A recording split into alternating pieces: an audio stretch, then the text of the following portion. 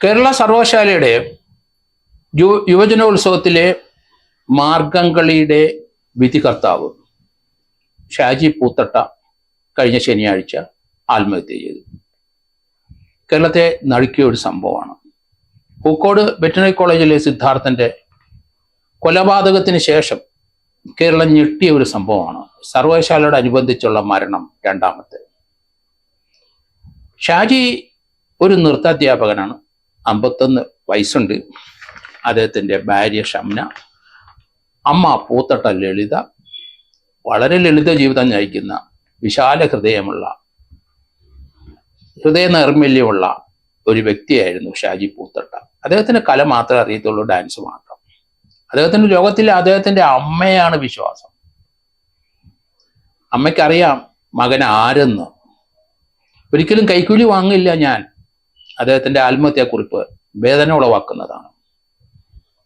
അദ്ദേഹം ജഡ്ജിയായ മാർഗംകളിയിൽ ജോമറ്റ് എന്ന് പറഞ്ഞ മറ്റൊരു ജഡ്ജിയും സൂരജ് എന്ന ഒരാള് ഇവിടെ ഉണ്ട്. അവര് 3 പേരെ കന്റോൺമെന്റ് പോലീസ് അഴിമതി കാണിച്ചു എന്ന് പറഞ്ഞ് അറസ്റ്റ് ചെയ്യുകയും ചെയ്തു. കേരള സർവകലാശാല യുവജനോത്സവത്തിൽ വർഷങ്ങളായി മാർഗംകളിക്ക് കേരള യൂണിവേഴ്സിറ്റി ആണ് സമ്മാനം കൊണ്ടുപോകുന്നത്. അവിടെ നമുക്കറിയാം SFIയുടെ ആധിപത്യമാണ്. കേരള യുവജനോത്സവം മുഴുവൻ SFIയുടെ ആധിപത്യമാണ്. അവർ പറയുന്നത് നടക്കുള്ളൂ.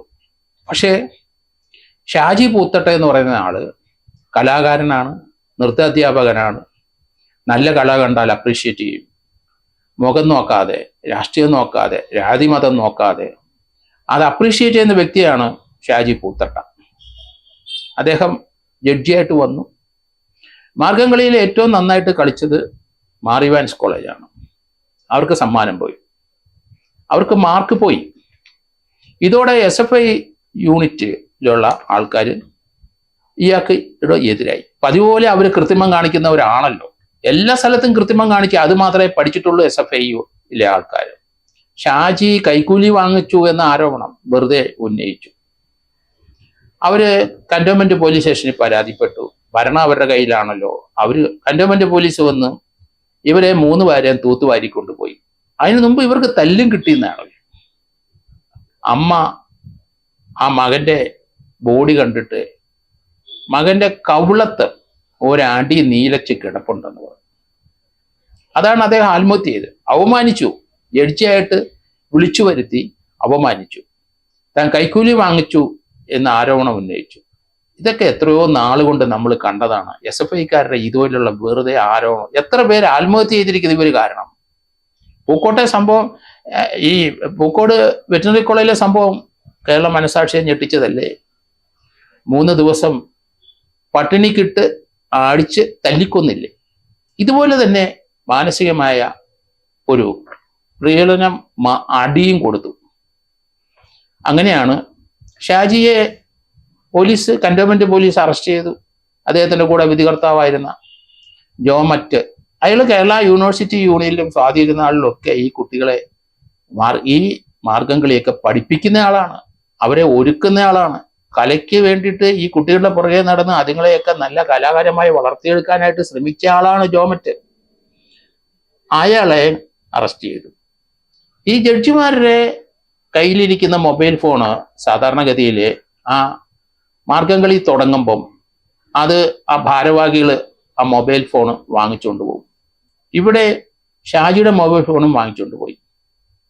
ഇനി കന്റോൺമെന്റ് പോലീസ് ശ്രദ്ധിക്കേണ്ടത്, ഷാജിയുടെ മൊബൈലിലേക്ക് ആ മത്സരം തുടങ്ങുന്നതിന് മുമ്പ് അല്ലെങ്കിൽ മത്സരം തുടങ്ങിയ സമയത്തിന് ശേഷം അദ്ദേഹത്തിനെ അവിടുന്ന് അറസ്റ്റ് ചെയ്ത് കൊണ്ടുവന്നിടം വരെ ആ മൊബൈൽ ഫോണിൽ ആര് വിളിച്ചു, ഇങ്ങോട്ട് എത്ര മെസ്സേജ് വന്നു, അങ്ങോട്ട് എത്ര സമയം, അത് SFIക്കാർ തന്നെ ചെയ്തു വെച്ചു. കാരണം മൊബൈൽ ഫോണ് ഷാജിയുടെ കയ്യിൽ ഇല്ലല്ലോ. അവരെ പ്രതിയാക്കണം. ഇതൊരു അബറ്റ്മെന്റ് ടു കമ്മിറ്റ് സൂയിസൈഡ് തന്നെ, ആത്മഹത്യ. അദ്ദേഹം വേദനിച്ച് ഇവരെ വേദനപ്പെടുത്തിക്കൊണ്ട്, ഇവർ മർദ്ദിച്ചുകൊണ്ട് അദ്ദേഹം ആത്മഹത്യ ചെയ്തു. അത് ആ പ്രേരണക്കുറ്റം തന്നെ 306 IPC പ്രകാരമുള്ള പ്രേരണക്കുറ്റം. മുഖത്തടിച്ചത് ആരാണ്? 321 IPC പ്രകാരം.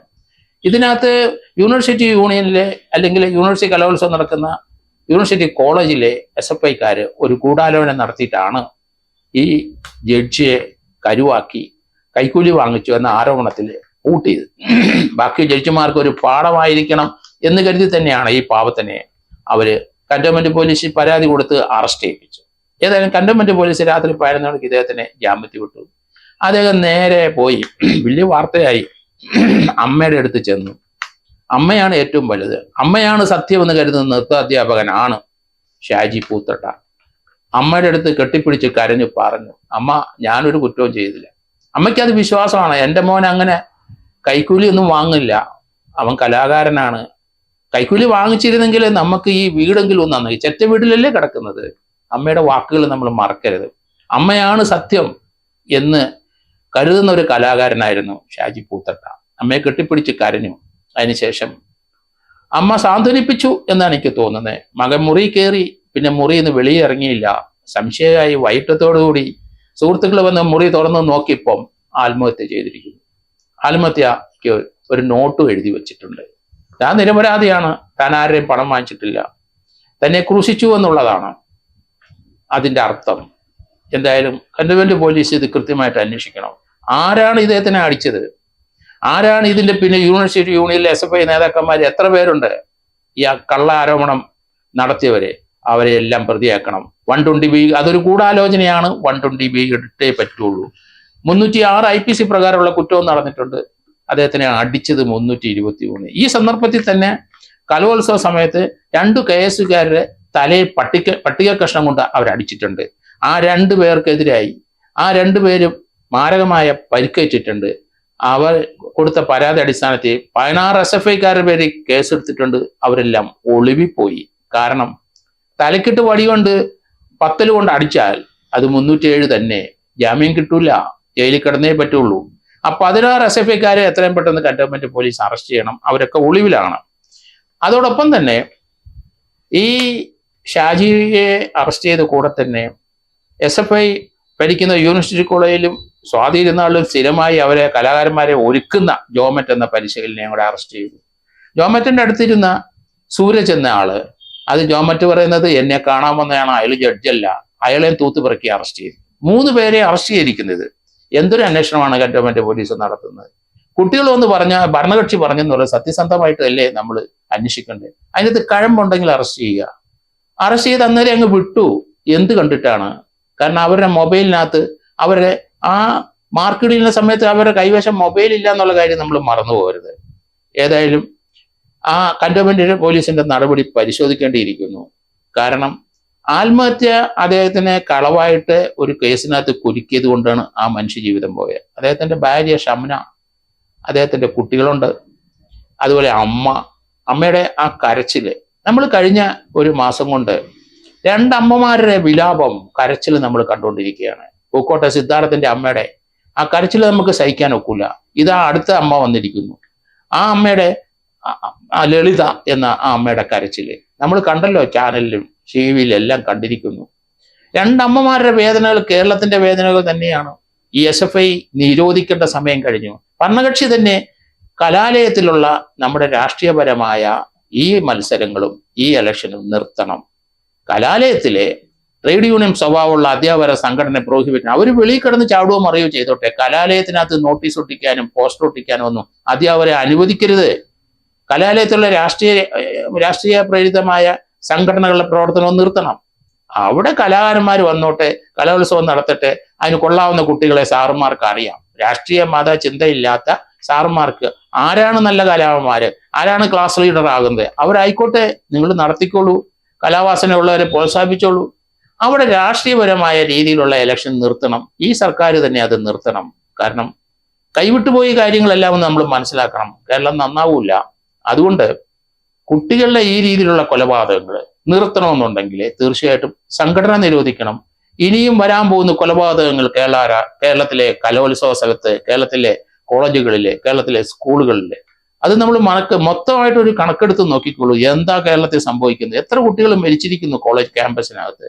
എന്തിനാണ് ഇങ്ങനെ ഒരു രാഷ്ട്രീയം വളർത്തുന്നത് നമുക്ക് മനസ്സിലാകുന്നില്ല. ഏതായാലും ഗവൺമെന്റ് അടിയന്തരമായി ഇക്കാര്യം ചിന്തിച്ചിട്ട്, ഇനിയും മരണം ഉണ്ടാവും, അതുപോലെ ഇതുപോലെയുള്ള രാഷ്ട്രീയ രീതിയിലുള്ള കോളേജിലെ ഇലക്ഷൻ നിർത്തണമെന്നാണ് എൻ്റെ വിനീതമായ അഭ്യർത്ഥന തന്നെ.